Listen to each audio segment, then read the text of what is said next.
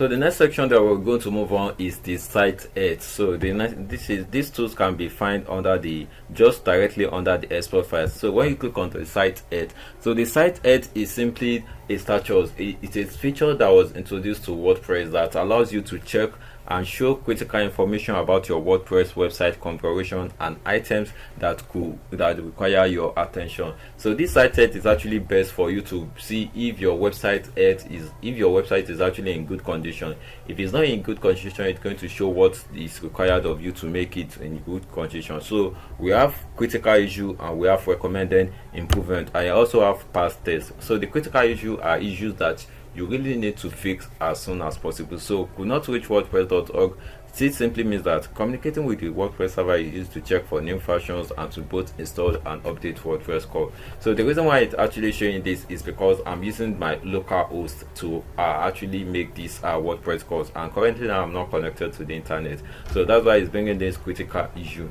And you know that when you are not connected to internet, you cannot actually install a WordPress plugin directly from the WordPress server. So you have to use the manual method to install plugin or theme. So that's why it's showing the critical issue. So if you have other critical issue that is affecting your site, it's also going to show it from here. So, and we also have recommended improvement. So the first recommended improvement is you should remove inactive plugins. So plugins extend your, so when you click on, if you want to know more about recommended every issue that you are facing, all you have to do is you click on this or you click on the arrow here. So it's going to show you why it is showing that error. So it says plugins extend your site functionality with things like contact form, e-commerce, and much more. That means they have deep access to your site, so it's vital to keep them up to date.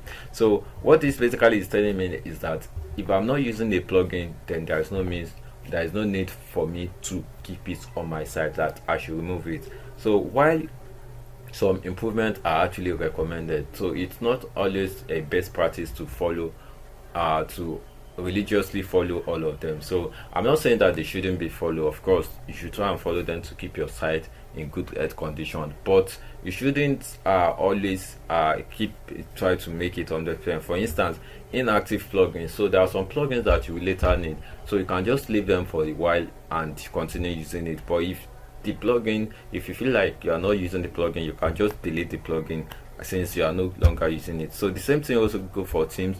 If you feel like you are no longer using a theme, so you can delete it, but if you are still going to need to use the theme, then you can leave it. So the other recommended improvement is that one of my recommended modules are missing. So it's going to tell me the module, and this PHP modules, this is actually PHP module, so it's kind of a little bit technical. If it's something that I can fix, I fix it on my own. If it's something that I cannot fix, I either get in touch with a WordPress consultant or a WordPress technician, or I got in touch with my hosting company provider to look into it for it. So we also have background update, may not be working. So it's going to actually show the reason why this is it's going to tell you the reason why this is not working.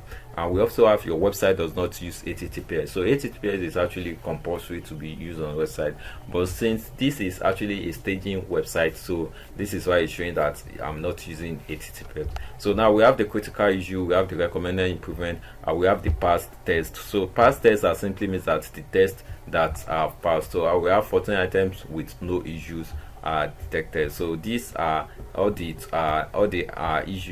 tests that my site have already passed. So that is all about that, about the site edit. It allows you to check for your site to know what is happening, what's working, and what is not working.